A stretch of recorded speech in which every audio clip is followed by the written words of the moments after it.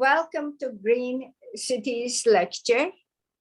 CSU has been established by 3 of my colleagues and me over 10 years ago to bring delegates of the UN and design professionals together so that they can benefit from the experiences of each other. UN Secretary General Antonio Guterres said, with the right approach, urbanization can address inequality, economic stagnation, and climate change and disasters. To realize a life of dignity for all, we need cities that are free of crime, pollution, and poverty. Cities where diversity is celebrated and the social fabric is strong. How can we achieve those objectives when the world is full of conflicts, divisions, racism, anger, hunger, poverty, inequality, and disease? Luckily, many cities, communities are trying to get over the obstacles and achieve sustainable cities, some of which we heard about in our Green Cities lectures every first Thursday of every month. Today, we are lucky to have Professor Yasemin Afacan, who would tell us about 2 cities in the middle of Anatolia in Turkey, Ankara, the capital, and Eskisehir. Our moderator, Dr. Oksamait Eskesehir, held different positions at the UN Habitat, such as Director of UN Habitat New York office and the Director of the Global Division and Regional Director for Africa. She is currently Senior Advisor and Steering Committee member of the New World Program, Global Water Challenge, and is a board member of CSU. She has a little bit of difficulty in joining in. Is she in? Yes. Yes. Okay, the floor is yours, Professor Eskesehir. Thank you, Madam Chair. We have just had a good introduction. Thank you very much. The next thing is, I think, why are we concerned about urban or cities? I think we need to think about it. Why are we connected to the city and why are we worried or, let's say, concerned to begin with? First of all, when we think of sustainable development, we think that cities do produce 70% of the GDP overall, but also looking at the consumption, over 60% of the global energy is consumed by the cities, and they do emit more than 70% of the green gas emission. Looking at the global west, we also have seen studies that show more than 70% of this global waste comes from cities.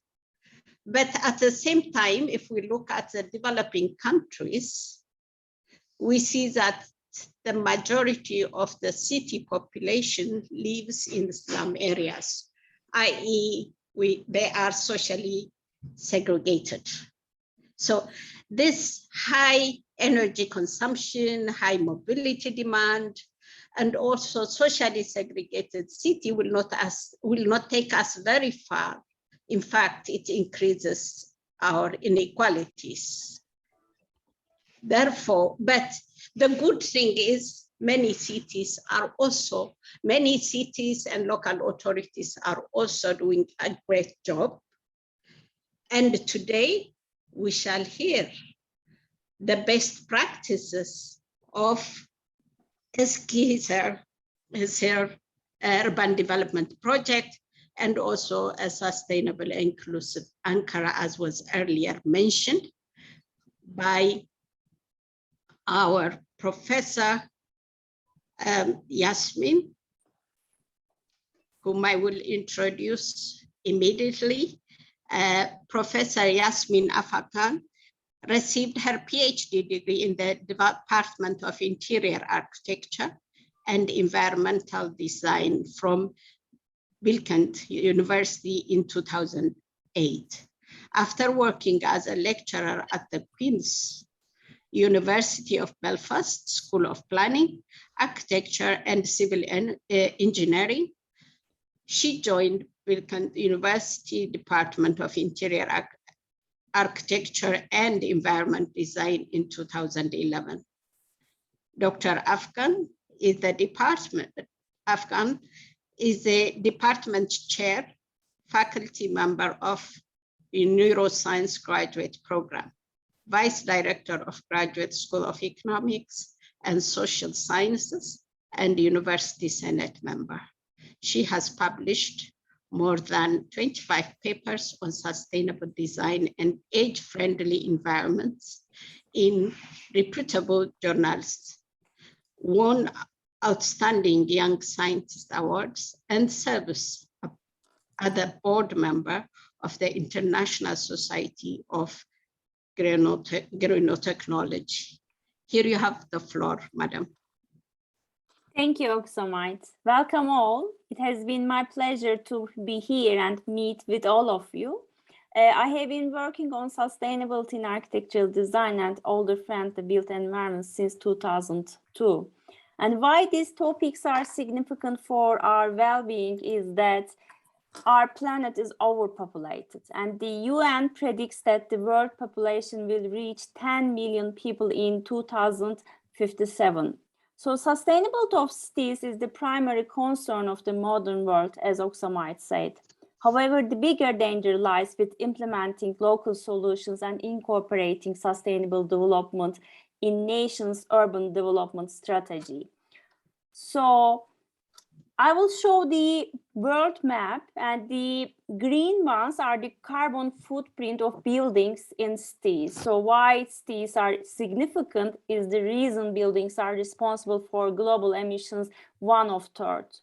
And the city scale are the important in terms of these buildings, and the dark blue presents the carbon footprint of the transportation, and the light blue is the carbon footprint of waste. So as you see, these cities, there are different cities, there are different countries all over the world, and you see the significance of this sustainable development role.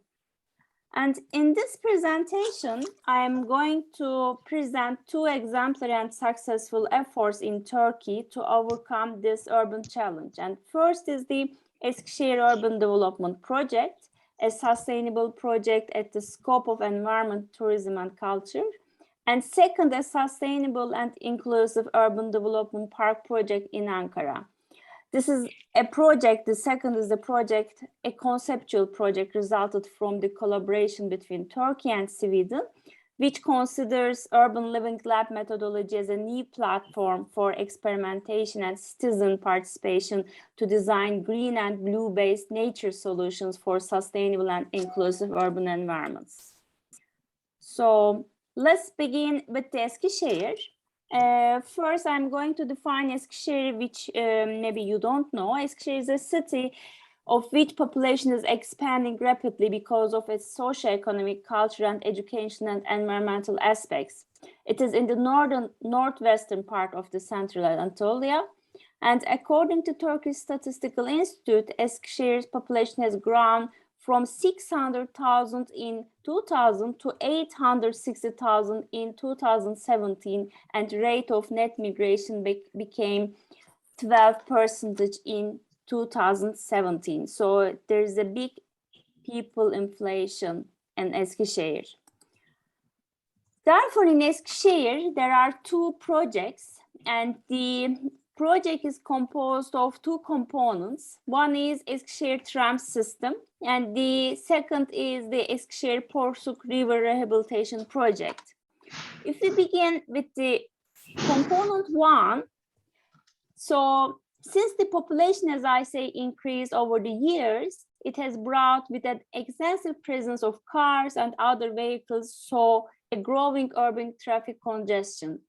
Therefore, the municipality, Eskisehir municipality, has 39 kilometers tram lines and 33 vehicles in the city center. They added a new additional 16 kilometer of tram line, which is constructed in 2018. and it covers the population of Eskisehir with a sustainable transportation project. So the tram system provides high quality public transport service for passengers, and it also brings the culture of sustainable urban mobility to the city. So it's a big project. In addition, this transportation advantages, the tram system takes car and buses off the roads, which I am going to show in slides and pictures, and avoids congestion. So it helps reduce the air and noise pollution in the city center, which is a sustainable impact to the city. And after establishing tram system, Eskisehir also reached a green and comfortable transportation system.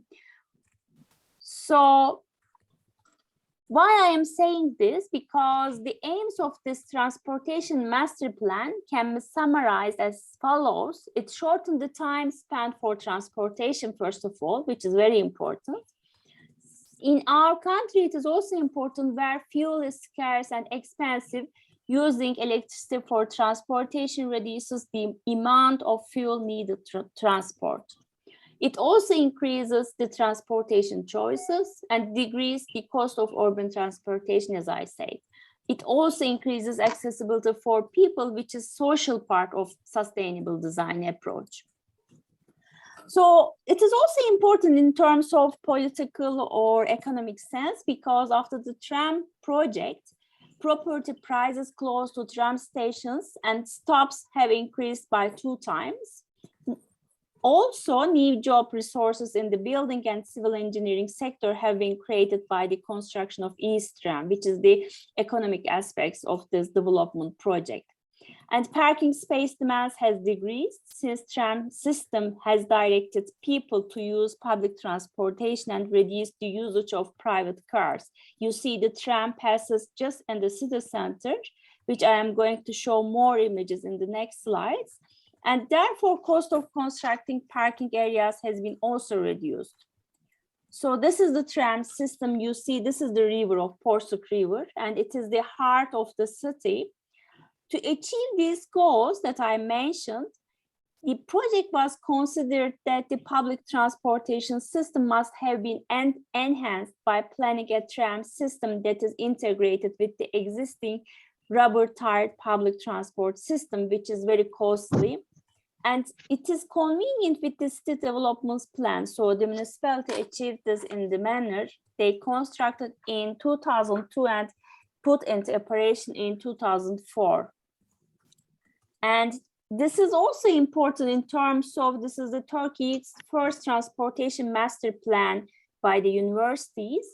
And this is also a law in 2012. Service area of metropolitan municipality was extended to cover the service area. And this is the first time urban mobility planning in Turkey if we think in terms of sustainable design. So this is the timeline. It started 2002 and then continues until 2018. So it's a long time. 16 years, but the completion of tram system and the capacity increases from year to year. So it is now very effective in transportation and also tourism manner. The tram project is also part of the component 2, which I mentioned, the Eskisehir Urban Development, and this is the Porsuk River. You see, this is the integration of S-Tram as well. And the 13 kilometers of Porsuk riverbed was rehabilitated. This is the big part of the urban development project in Eskisehir. So a 9.5 kilometer of irrigation canal was renewed. Why it is renewed? Because this rehabilitation project also provided to prevent flooding damages. If it is a river, it is very dangerous in terms of flooding, and it is the clean river and improve the level of sanitation. These are the practical implications of the projects. In addition to these implications, this project also all pedestrian and car bridges were renewed and new ones were established. The city really need this because these are the images of the bridge before and after. And before the rehabilitation project, pollution in the Porsuk River threatened directly the aquatic ecosystem, such an extent that no living organisms were encountered in the river living distance. So it is important in terms of ecosystems, in terms of the eco dimensions of sustainable urban development projects. And as you see, there are no flora and fauna spaces in the river. With this project, the Porsuk River, with the component 2, sand and mud catcher facilities constructed at the entrance point of Porsuk into the city, and the sludge and mud extracted from the river's bed. And now many species of fish live in the river. So these are again the before and after images. You see streets running along the banks of the rehabilitated river were closed to motorized traffic, which is also the sustainable urban mobility part. And it's given a facelift with new street furniture. This is the all landscape and planning issues as user-friendly environments. And the main city center corridor is now open, and not only to pedestrians, but also the S-tram, the component 1, is the part of this project you see. And as a result, the streets have rapidly transformed into areas for leisure, with opening of several cafes, restaurants, and radically altering the pace of the city center. Now, this is the city center, which is close to motorized traffic, and within this project, all of the old vehicle and pedestrian bridges of Porsuk River, which were determined to be not resistant to possible earthquakes, now reconstructed. This is also a significant implication of this project. And also, in terms of leisure and cultural, this project is an excellent showcase in terms of how pedestrianization schemes can revitalize a city center and can actually be good for local business. So this is the economical point of the Porsuk Rehabilitation Project. And now there are currently 24 bridges over the Porsuk River, which were renewed. And there are necessary landscape arrangements around these bridges and cautions to prevent ground liquefaction and natural disaster risk. These are the important aspects of the Porsuk River Rehabilitation Project. And the people are enjoying, the people are happy with all these two components. And if you look at the timeline, it started 3 years later of the component 1, and it is much more shorter, so which finished in the 2009. These two components are important in terms of increasing the green area significantly. While the green area was 5,100 in 2002 before the project, now this area increased 2 million square meters in 2017. So it is a huge increase. The amount of green area per capita increased by 215%. It reaches also in terms of green area per people. And now the river is used for touristic purposes, and it is also for transportation purposes. People from all over the Turkey are going there for touristic facilities. These are two large-scale parks. In addition to these two components of Eskisehir Urban Development Project, there are also two large-scale green parks with thousands of green plants, which were built after the implementation of the Urban Development Project with the own funds of the municipality, which affected the reputation of the city for being the spot of domestic urbanism. These are the images, the aerial view of the two parks. You see the Porsuk River and also the beach area, which I am going to explain in the next slides. So these two parks, the first one is the Sazova Science, Art and Culture Park. It makes a major contribution to the Eskisehir's reputation for being the new favorite spot of domestic tourism. There is the fairy tale castle, which is decorated by the most famous fairy tale characters. And there are also big pond where where water sports activities are held, restaurant, cafes, open air concert space for 1,200 people, amphitheater, private strip zoo, aquarium, and Japanese gardens. So as you see, many facilities. It also accessible for all people regardless their age, ability, and size, which is again the social part of urban sustainable development. So it has also a science experiment center in order to provide elementary and high school students an actual environment where they can carry out scientific experiments. The park also includes a planetarium where children shall learn about the secrets of the sky and magical space while having endless fun. So these are the major contribution to Eskisehir Sustainable Urban Development Project, which is not consisting only East Tram or Porsuk River Rehabilitation Project. There are also the parks, and the second park is Kent Park, which is a 250,000, which has 350 meter artificial beach, as I said, and the beach is very popular. People are coming for summer activities, and there are also 54 kinds of lived trees, 86 kinds of, and 7,650 roots of ornamental plants in the park. In terms of landscape richness, the park is also popular. So which helps the fauna of the Eskisehir. So these are the close-up views from the indoors and outdoor swimming pools, child pools, or the other activities. And there are also in Sazov and Kent Park restaurants or riding spaces, walking areas decorated by sculptures and buffets.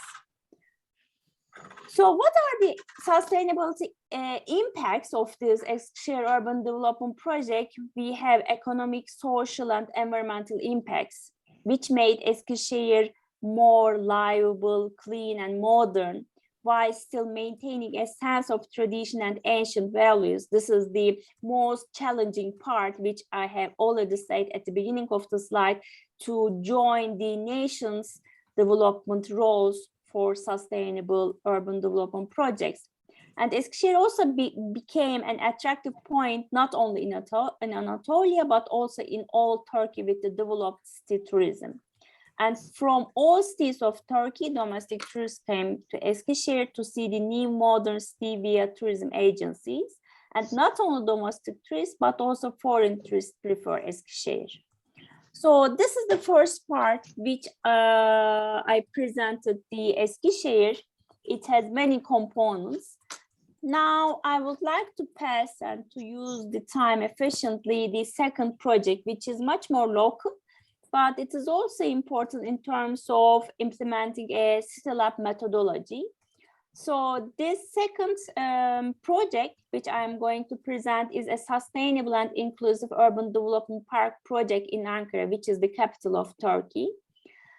Actually, this project is a significant conceptual project resulted from the collaboration between Turkey and Sweden, which considers urban living lab methodology as a new platform for experimentation and citizen participation to design green and blue-based nature solutions for sustainable and inclusive urban environments. So let's begin. What is urban living lab? So urban lab is defined as a generic term that incorporates a great variety of different methodological and conceptual approaches to deal with the increased urban complexity and promoting new platforms for experimentation, citizen participation, and collaboration. There are many definitions and forms of urban labs, which are change lab, design lab, impact lab, innovation lab, policy lab, reality lab, or social innovation lab. The main aspect is to combine three domains. Such an experimentation is suggested when the phenomenon is contemporary, where we now experience in all cities all over the world, and when the investigators search for response to why and how questions, which are also significant questions of urban sustainable development projects, with a little control and in an explorative manner. Because we have in sustainable design, social, physical, and economic dimensions, which we have a very little control. And this experimentation was based on the triangulation of these three domains, the learning domain, plurality domain, and innovation domain. And each domain has its challenges in integrating the theoretical and conceptual aspects of sustainable design. How it is begin? Actually, it began with a graduate design studio course. The experience started in Lund with workshops and discussions, and it transformed to a graduate level teaching experience. The course was a blended graduate studio course consisting of 13 graduate students from architecture, interior architecture, urban design, and product design. And the course was taught by me. Before the start of the course, the municipality representatives and the city council present contacted to me about the necessity and the emergence of inclusive and sustainable features of parks in Ankara. And for this experience, a park environment was chosen for the context because of its vital significance for inclusivity and climate resiliency, especially in the sustainable development, rapidly urbanizing areas. Why park? Actually, parks plays a crucial role in climate regulation and energy consumption of a city by carbon sequestration, which is the process of greenery absorbing atmospheric carbon to use in issue. So which I also mentioned in the beginning of the slide in terms of buildings, the carbon footprints, the transportation. Parks also contribute to citizens' quality of life in many ways, such as healthy aging, physical wellness, children's recreational facilities, like in Eskisehir case. Furthermore, parks also increase adaptive capacity and make a city more resilient to environmental phenomena like floods and heat waves. So where the park is located, it is all in Ankara, as I said. It is on the west side of Ankara and was built in 2007 in memory of Ali Dinçer, who was mayor of Ankara between 1977 and 1980s. It was designed on 60,008 square meters of land. It is not a small park, it's a big park. It is in the heart of Yeni Bahane neighborhood, is the most significant green zone in the area, surrounded by residential and commercial zones. And it is placed, the Yeni Mahalle neighborhood is placed on 10 million square meters on M1 and M3 subway and train roads, so make the park more accessible. So these are the green areas. This is the park, and you see the residential zones are the pink ones, the service zones are the orange ones, and these are the green zones. And these are the street networks that I have mentioned, M1, metro, or the other zones. So it is very connected in terms of streets. The residential zones consist of low-rise buildings with their gardens and mid-rise gated communities with communal gardens. And the commercial zones include small shops, hairdresser, shopping malls, and a farmer marketplace. So a very mixed use urban areas. Regarding the park's land use, there are green elements around 44,000 square meters, the sport fields around 5,000 square meters, including private tennis courts, basketballs, playgrounds, and there are 3 public car parks also in the park. So the course actually is very interesting experience. It is just in the middle of COVID-19 pandemic, and it was conducted 14 weeks with 4 hours of contact time and 6 additional hours of individual studies per week. Half of the course was taught face-to-face, and then the other half was online because of COVID-19 pandemic. However, the pandemic quarantine restrictions unexpectedly influenced the study experience positively. It enriched the urban living lab experience so that the students explored a new interactive way of urban living lab, where the collaborative dialogue among all the stakeholders was done, and more visually and orally. And a holistic and flexible dimension was achieved nationally and internationally to integrate space, program, technology, and environment, and also culture of user abilities. And how we conducted this still lab approach, it was broken into 4 phases. The students structured the problem. Each group analyzed the existing literature on still labs, urban development, sustainable design, inclusive parks. And then They gathered data, explored the collected data in terms of STILAB approach, users, public actors, private actors, knowledge institutes. Each group prepared the adequate data gathering tools and conducted site visits to the park during the weekdays, at the weekends, to observe the behaviors of stakeholders, which are the important parts of sustainable design projects. And then they take photographs of problematic areas under different weather conditions. So at the end, they presented the alternatives on Zoom online jury platforms, and we invited municipality representatives, city council president, and other representatives and academicians. And the last phase aims to go beyond inviting actors to participate in the final phase of the experimentation urban living lab. We discussed and reflected on participation at a strategic level by drawing their ideas on the shared screen of digital models of urban development project. You see 4 solution alternatives combining different sustainable aspects. So I'm going to show one of the successful, there were 4 groups of projects, and one group has succeeded and the municipality contacted with them to apply. But because of the financial issues, they stopped. However, the one project was very successful in terms of the conceptual manner in integrating the nature and joy and all the planning aspects. They created organic forms and combined different sport facilities, children facilities, and they managed also the slope. You will see they managed to integrate the different residential and commercial and the networks to the park, also use the green areas you see. These are different perspectives based on user scenarios. Since different user scenarios, personas are important in sustainable design approach, they created a scenario for grandfather and his grandchild. They use the park in using this pet, or a couple, they play tennis, so use sports facilities.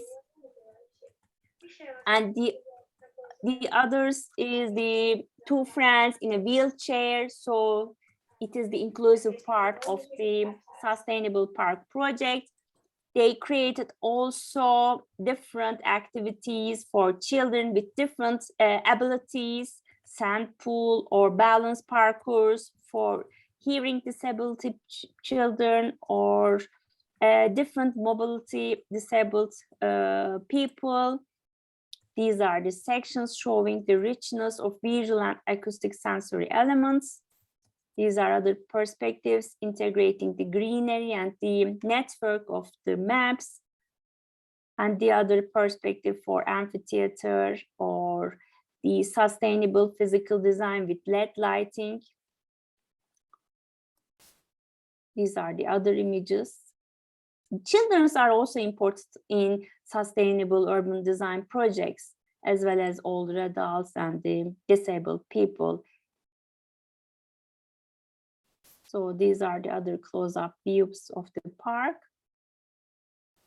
And the materials are also important in terms of recyclable and locally sourced, which play also a significant role in sustainable urban design projects. They support ecosystem and biodiversity, and the low maintenance and climate resistance plays also part. So these are the different choices from wood to outdoor fabric, recycled lumber, or the other local material combined with different plants, considering the climate issues and the seasonal differences. We need to think about season and climate. These are very important aspects of sustainable design that we should not forget it. So these are 2 important case studies from local to the scale. Actually, I would like to sum up, this is a fundamental design challenge that remains still as hard to solve, how we should open up the critical awareness of multiple links between research, experience, practice to design inclusive and sustainable urban environments, so which are very important cases. However, what I would like to present is to embed an effective, efficient, and satisfactory sustainable urban design experience from practice to knowledge. So these are the important aspects. And the mutual learning and needs-oriented design practice is also important, which I would like to highlight in this presentation. The role of information technology and the online teaching tools should not be neglected for sustainable urban development. So this is all what I would like to share with all of you. And I am very pleased to answer your questions, comments. So thank you for listening. Thank you very much, Yasmin, for your extensive and substantive presentation. We have all heard that the sustainable urban development projects in Eskisehir and Ankara, Turkey. But what is most important is also we have seen how the social, economic, and environmental dimensions are included in these projects. At the same time, we are also looking at the parks and how to improve the quality of life of the people. Because at the end of the day, whatever we do has to reflect on people's lives.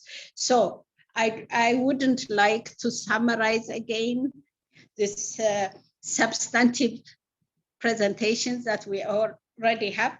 Please do send us on the chat your questions, or you can also raise your hands and ask any question you may have.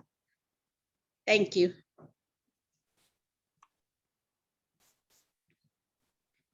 You may raise your hands, please.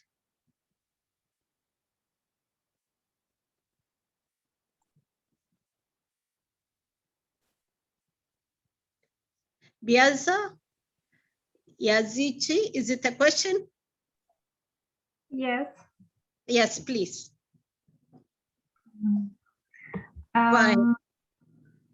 Firstly, I would like to thank the very rich presentation. I want to ask the one question. It is like, what are the challenge differences between these two cases regarding the sustainability? The one case is the Eskisehir, and the other case is the Ali Dinçer Park in Yeni Mahalle. And thank you. Thank you. Yasmin, would like to? Yes. Yeah. Thank you, Beyza. So it's a very good question, because with the Eskisehir is a city project which has many components. However, Ankara, although it's a park project, it is the capital of Turkey, and it is the locally very significant challenge, hard to solve. So the one is the municipality roles, which is the municipality responsibilities, and then the solutions, which is very successful. However, the other is the stakeholders, where you put many stakeholders, so you face many difficulties to listen them, to find a common sense, and each stakeholder has different needs, not only the city users, but also the planners. So both are difficult, but these are two successful examples in terms of developing countries such as Turkey. We can do at municipality level, we can do also something at local levels by combining different methodologies such as STILAB approach. So one is the theoretical challenge and the other is the practical challenge, we can say. Thank you. Faizan? Faizan?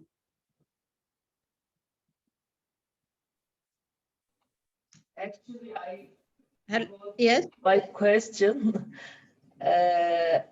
Thank you, Yasemin, for this informative and nice presentation. I would like to ask how you evaluate the level of citizen participation in the park case. Because, as you said, Eskisehir is a well-known and one-of-a-kind example of Turkey because of the municipal governance, the attitude of the governance, actually. But the other necessitates local activity, local commitment and participation, so which is not a strong point, strong aspects of Turkish citizens. So I really wonder how did they react during the process? Thank you, Fezan Hocam. So it's a very good question because it was very coincidence. We started with loans such as the lab project, and then very coincidentally, a Yeni Mahalle City Council came to me. So we are struggling to design sustainable parks. And in Yeni Mahalle, we have many parks. You can choose or what you propose from the theoretical part as a university part. And I said, you need to filter us two important parks if we would like to start parks. And we have chosen the big park. The Yeni Mahalle City Council helped us, because they have already citizens, they have already participants. So it is not a university semester project. Also, the city council helped us. So this is an important aspect. Although the park is located in Yeni Mahalle, however, the parks are governed by Ankara municipality. So this is the two aspects of the parks. And also Ankara municipality, the garden and park department, they came to us and discussed our problems. So as you said, it is very difficult without the city council help, or because at the participant level, it is a luck, they participate or not. So yeah, you are totally right. Okay. Thank you, Yasmin. Frederick Booker. Frederick Booker. Are you still there? No. Okay, let me get Lance. Would you like to go ahead?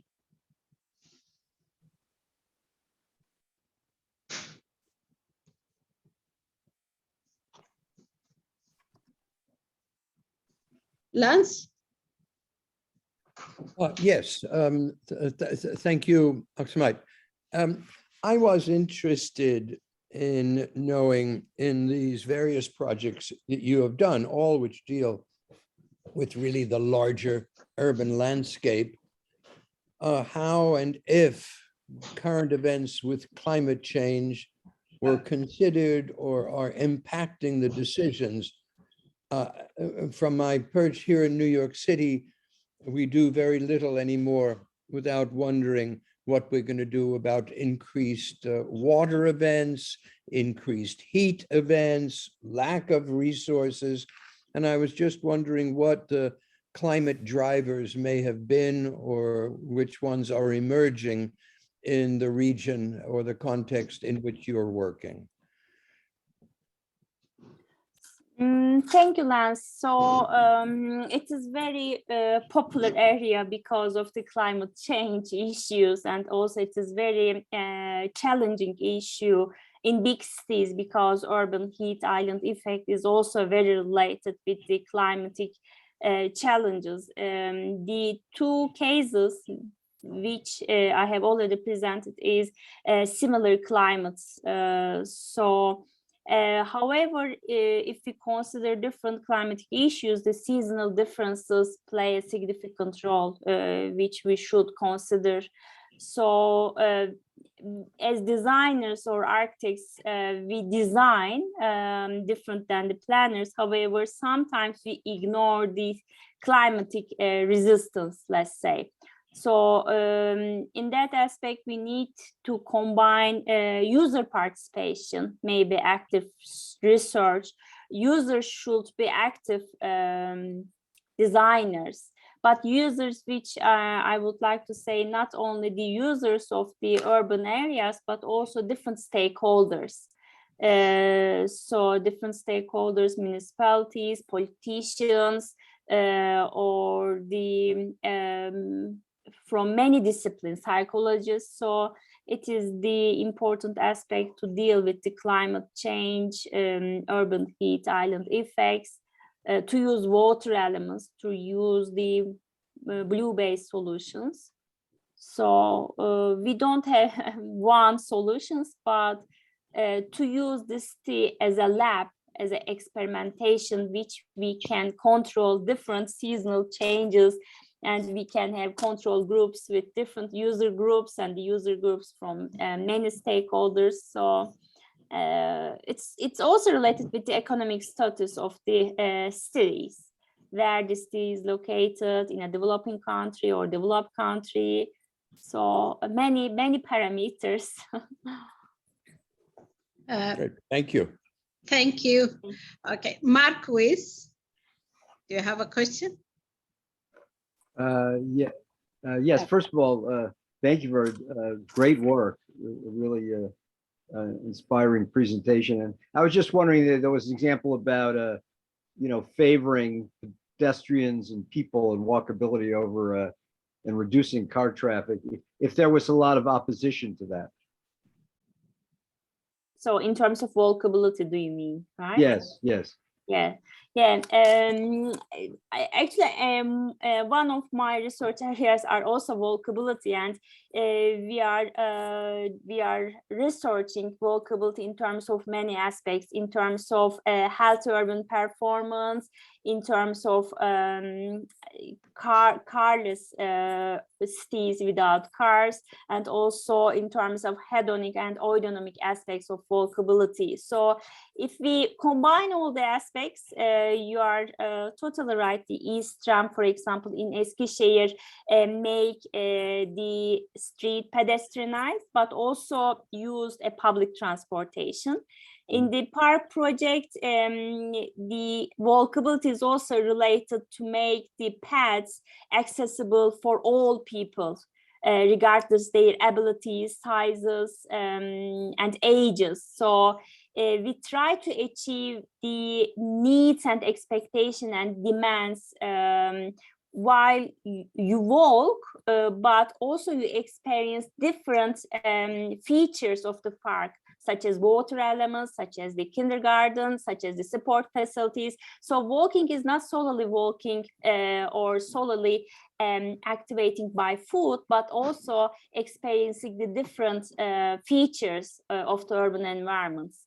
So I think in Eskisehir, this is the municipality job, but I think in Eskisehir, people enjoy by walking just in front of the cafes, restaurants, or the Porsuk River. So maybe walkability should be considered with the near surroundings that enrich this experience. Thank you. Thank you, Yasmin. Ali? Well, thank you so much, Professor Afacan, for giving us hope that sustainability is on the agenda. My question is, do you know of any other activities throughout the country? I mean, are people aware of the importance of sustainable urbanization, economic, social, and environmental sustainability? Is there an awareness among the professionals and among the general public? Thank you, Ms. Aliye. So it is developing compared to 20 years ago, compared to 10 years ago. This is the huge area that is developing because the government supports this sustainability challenge in terms of the building scale, in terms of the urban scale. There are local solutions. Eskisehir is the only one in this big scale, at this big scale. However, local solutions just from building scale to service scale are increasing from day to day. And also the peoples are aware, and their behaviors, their pro-environmental behaviors are increasing as the government supports, as there are degrees in the prices. So it is better, but should go beyond that. Thank you very much. Thank you. Thank you. Is Frederick Burkhardt still there? Frederick Burkhardt? I suppose it's not there. Faizan Erkki? Faizan? Thank you. I just asked my question. Oh, it's okay. Thank you. Beyza, is it the one earlier or it's a new question? No, I don't ask any new questions. Thank you. May I add one more thing? Yes, please. I also wonder how pandemic affect the situation in that respect, Yasemin, in terms of increasing awareness for sustainability or living in sustainable cities. Can you? Yes, thank you. I think it is the continuing answer which we have already discussed, the walkability, because the mood, especially older adults, the biophilic features, we can say sustainable design in terms of greenery, maybe people who are living in gated communities, people who are living close to parks, or people who have somehow gardening issues, had more power to deal with COVID-19 pandemic social aspects. Their mood or their perceived happiness is really different than who have not the possibility to access greenery or walkable environments. So now people are moving to suburban areas for weekend houses, or they just stayed longer times in their suburban areas to walk there, to recycle. So they started to think future generations, because we don't know what will happen, another pandemic for the future. So it really, I think it really increased the pro-environmental behaviors of people here in Turkey, the pandemic. Thank you. Maybe our last question, Maria. If I might, there are two There is questions. another one before you. Last, sorry. Maria? Okay, she's not there. Go ahead, please. Lance? There are two questions from people who cannot deliver their questions by voice. They have mic problems, and I thought, if you don't mind, I'll read them back to front and see if Yasmin wants to entertain them. One, I guess I take a bit to heart as a decades-long studio professor. I understand the issue of the question, which is, it sounds like your liaison between university students and the city government was successful, with the interest of the municipality to engage and hire the students. So do you have any recommendations on how to articulate better those different schedules, the semester to semester versus the fiscal year of the government, how to intersect what students and faculty can offer, given the fact that they work on different schedules often than municipalities? And I've certainly had that problem. So you've obviously had a lot of experience, and whatever you might share with Maria would be appreciated. Thank you, Maria. Thank you, Lance. I think it's a great question, because still we are struggling how to overlap the problems with our learning outcomes. So because the the municipalities, their awareness towards sustainable design are increasing, and they are also looking some theoretical solutions from academia, and they are contacting with universities, but still it's a challenge, and it is hard to overlap the real problems with the learning outcomes. So, but still I suggest to revise the curriculum somehow in terms of practical implications of sustainable design. So if we can start to revise, then we are able to make flexible movements in curricula, and or we can also look or focus on active participation of different stakeholders in the agenda of curriculum. So we can invite different stakeholders and then put our learning outcomes. It's a very hard question to answer. Okay, the other question that I'm seeing by a person who can't speak via their mic was from Frederic Burkhardt, and maybe it was partially answered in the question about climate change, but he says, I wonder whenever the flooded or mudslides will come back. I assume that means you have floods and mudslides. And he's wondering in terms of how the natural characteristics of these areas are addressed or modified to deal with, I guess, those periodic climate issues. Yes, this is the threat.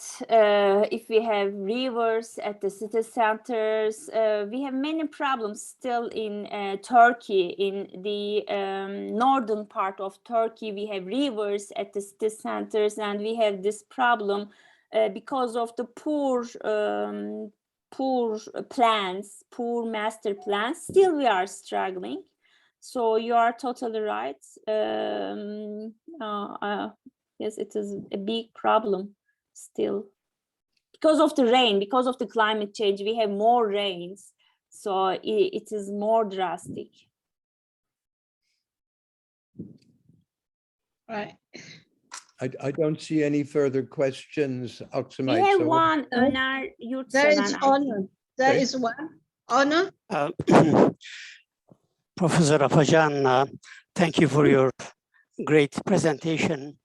I was born and raised in Kütahya, which is like a stone throw from Eskisehir. And over the years, I have not been able to get back to Eskisehir. But whenever I go to Ankara or Kütahya, my relatives keep on saying, you gotta see, go Eskisehir and what became of this great city. Of course, we grew up with a bias that we will be better than Eskisehir, but Kütahya never became better than Eskisehir. And I questioned my relatives. I said, well, how come Eskisehir grew so big, grew so well, and did all this sustainable planning, beautiful parks and Porsuk River? They said, it is the mayor. Number of years ago, this particular mayor and the Eskisehir University did it together. And then, of course, when I asked the next question, why does not Kütahya emulate that, do the same thing, and they don't give an answer? Is this typical in the other cities that you know, or parts of Ankara, perhaps? Mr. Öner, it is a great question, not question, it's a great answer that you have already given. So it is the role of mayor, and it is also the role how the mayor put the user into the participation. The mayor lets the stakeholders as active players for this change. So still Ankara is not like an Eskisehir, and we are still going to Eskisehir by fast train. Now we have fast trains. So I see also the #1 best example Eskisehir in Turkey. And this is a great example how if the mayor, the politics play role to transform spaces with an active role with designers or other stakeholders. The planner is not only the ones, but also the political implication, land use policies, the policymakers play a crucial role. So hopefully we will be also as like Eskisehir. Thank you. Thank you. I think we are running out of time, but thank you very much, Professor Yasmin Afghan.